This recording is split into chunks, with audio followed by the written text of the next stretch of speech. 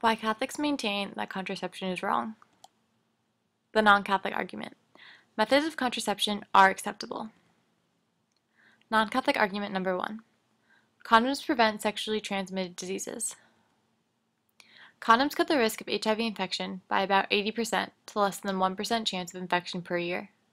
Condoms cut transmission of STDs and AIDS, such as gonorrhea, by 50% to 100%.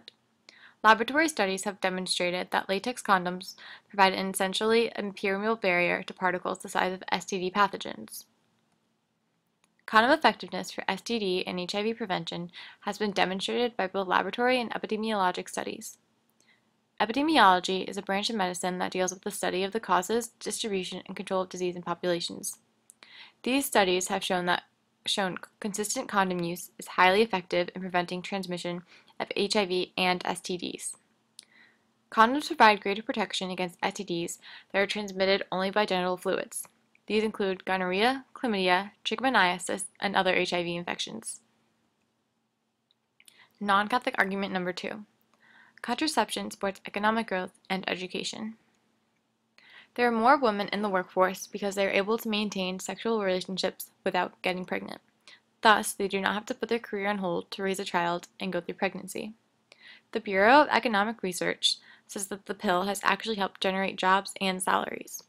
They calculated that the pill is responsible for 10% of the economic growth women have made in the workplace, as well as to help close the gender wage gap by adding an additional 8% to a woman's hourly wage.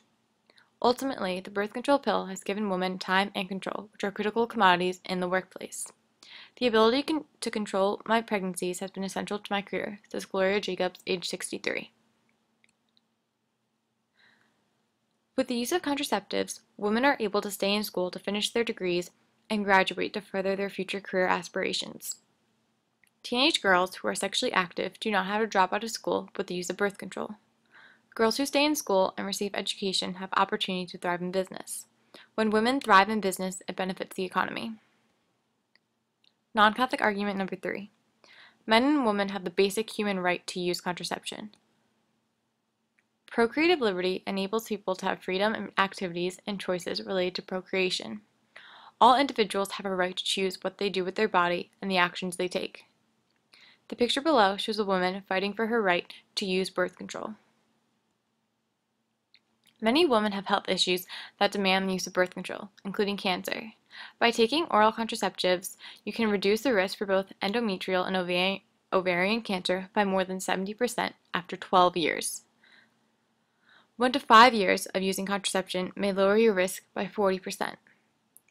Other problems include clearer skin, lighter and less painful periods and PMS symptoms, and endometriosis, which is a condition in which uterine lining tissue grows in other pelvic areas and can lead to scarring, severe pain, and sometimes infertility. In this case, birth control reduces the risk of infertility due to this disease and therefore supports procreation. Overall, women have the right to prevent these problems by freely choosing to take birth control. The picture at the right shows a woman who had severe acne, but used birth control to calm it down. The Catholic argument: contraception is not acceptable. With natural family planning, couples keep their covenant of life and love intact. Catholic argument number 1. Unnatural birth control contradicts the symbolic renewal of the sacrament of marriage. Studies show that with the establishment and acceptance of birth control among Catholics in the mid-1960s, divorce rates have increased significantly, as divorce interferes with the intimate relationships that God intended for a man and woman. Couples using NFP have a dramatically lower divorce rate, less than 1%, according to the National Survey of Family Growth taken by Dr. Robert Lerner from the University of Chicago in the year 2000. Natural family planning refers to the practice of achieving or avoiding pregnancies according to an informed awareness of a woman's fertility cycle. This cycle is exhibited to your right. The practice of NFP helps to develop the same character strengths that are necessary for marital fidelity and lifelong marriage. Natural family planning is morally accepted in the Catholic Church. NFP can be used at the 99% level of effectiveness for avoiding pregnancy. that's equal to the birth control pill and better than all unnatural methods. Sexual self-control can also help build the marital relationship of a couple.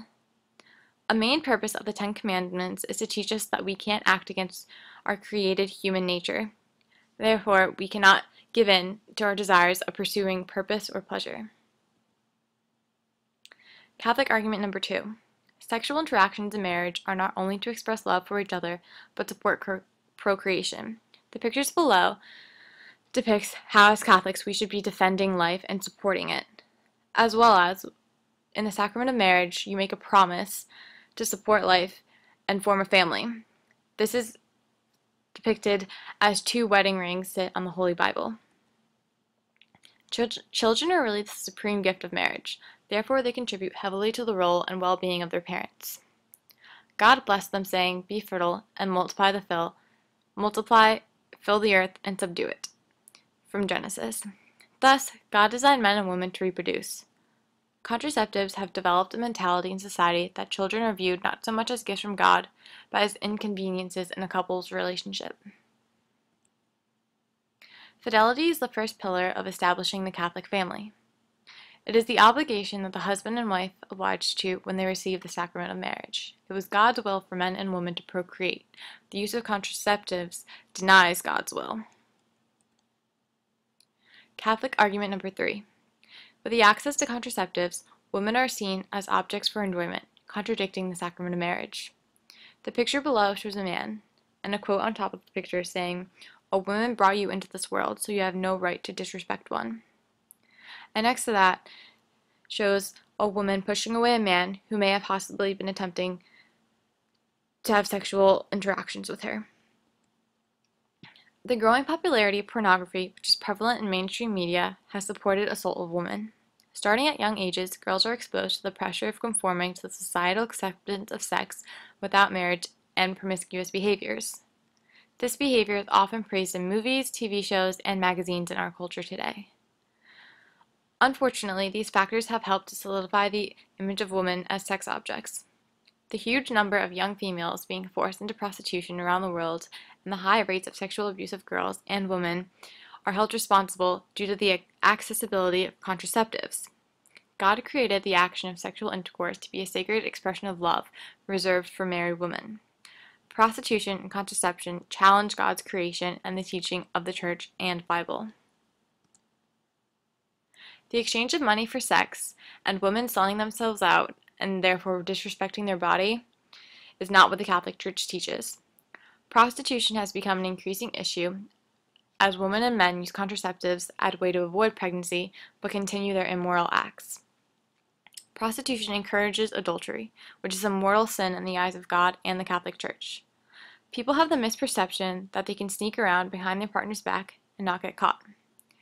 Because of the use of condoms or birth control, they believe that it won't result in pregnancy. People need to be held responsible for the actions and stick with the Catholic Church's teachings and God's will.